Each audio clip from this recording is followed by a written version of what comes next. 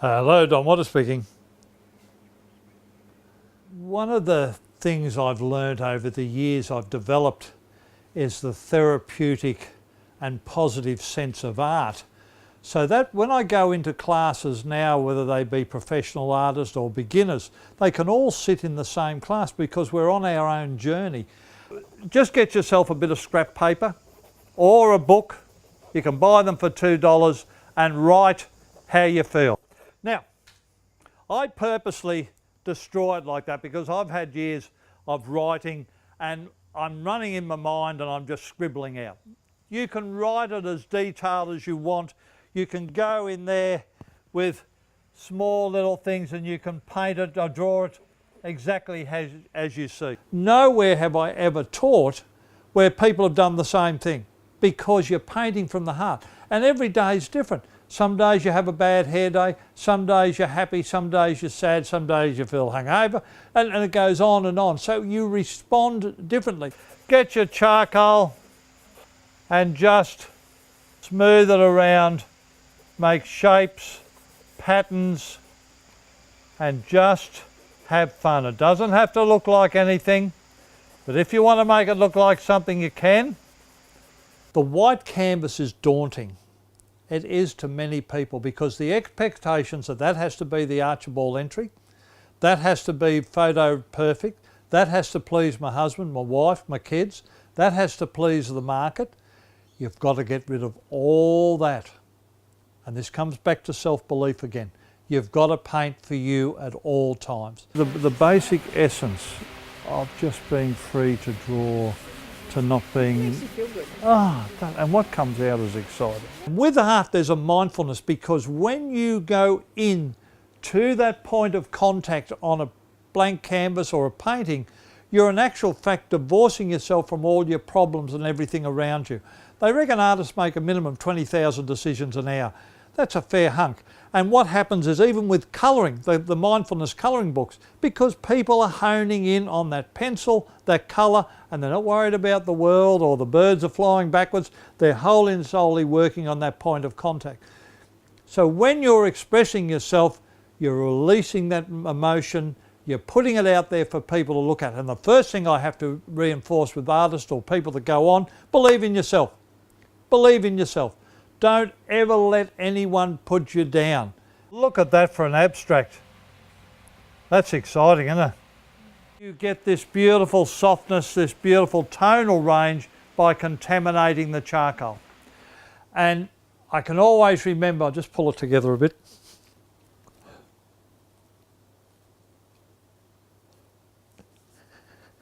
Oh, shit.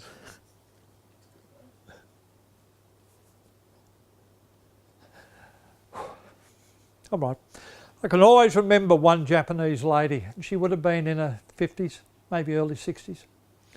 And she did this painting. She had 9 silhouettes on the ground. And we were standing up and talking about her works. And I said, the 9 silhouettes, what's that? She said, that's my family. She said, I was in Hiroshima. Just having the pressure off you and just throwing the paint around. I love this.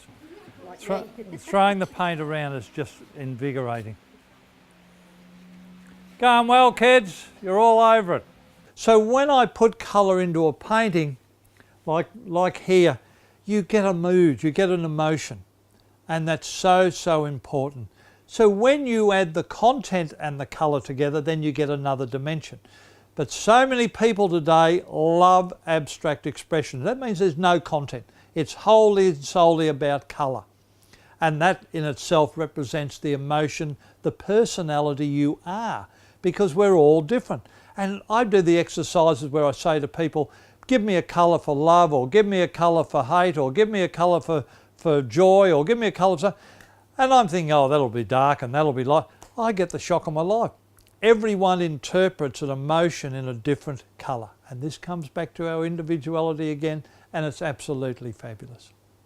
Guiding through this beautiful space of colours there. Just keep going around looking for it. Look at it. Does that excite you or does that excite you? Yeah. So I'd be highlighting under that with perhaps your charcoal. You must never ever take people off their journey, but you need to assist them on that journey. And that's so important. And to do that, you've got to understand them.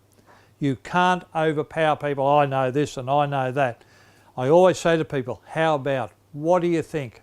What's your idea of that? And they'll go, yeah, that's fabulous, or not keen on that. Pull it straight away. If that's what you feel, we won't go there. So it's just a matter of throwing ideas. I'm an ideas man. Beautiful, the colours are beautiful. Where do you go from here? I can see a butterfly there in the left hand. Like a big butterfly in the blue. Yep. Well, try. Do you want to try it with a bit of chalk? I've got the softness down there. Where do you go to from here, young lady? So really at this stage, it looks like it's evolving, and I'm very happy with it at this point because it's so loose, it's so free, and it's so contemporary. And of course, during that course of time, I think we painted it up the other way, didn't we? I think it was up that way. We had a painting that way, and I could still have a painting that way. There still could be a painting that way. There can also be a painting that way. So at this point of time, I'm not committed, and this is the process I get so excited about, because what happens is I'm dealing with the unknown, and the unknown is in there, and I have got no ideas at this stage what the finality is about. So I'm like a boy in a lolly shop. I go searching, I'm looking, and I'll do a stroke there, and I'll go, oh, I don't like that there. I'll move that around, and I might swing it right the way around. And this is how I slowly build up.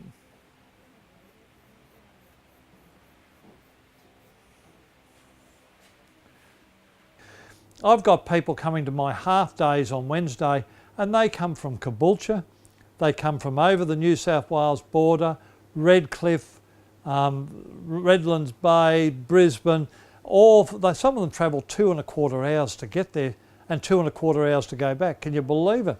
And then I have the one-day workshops where I teach people, beginners to advanced, how to start to engage full on, where I work with them. Then I go for the 2-day workshops. Now I'm starting the workshops here very shortly, and I'll have small groups in here where they come in and they can live the artist's life, and that's fabulous too, that they're in these surrounds of the artist's life. I'm then now working to Mount Tamborine, where I'm going to be doing classes up there as well, and I'll notify the people on that on my website and that. And that's going to happen. Also, we're still going to do one-day workshops from time to time at different venues. We're talking about up in the mountains here, which is so exciting because it's like being on stage. You get a different emotion to every act. When you go into a different environment, and you get a different emotion. And we talk about that. We talk about understanding ourselves, and that's how we evaluate where we are. All the glazes, look how the charcoal set in there. That was from drawing with the unknown. And so you don't think I don't live in a fantasy world. This is called magical realism. This is my Arcadian Red Door series. Those kids are you and I, and that's where I want to live. That's where I want to be, and I'll probably live in it in a way here in my studio and surrounds. It's a beautiful world, and there's no pressures of life, and this is it. And people looking at this on the wall, they would feel at ease. They would feel happy. They wouldn't feel intimidated. It's just a good, fun existence, back to basics, back to life.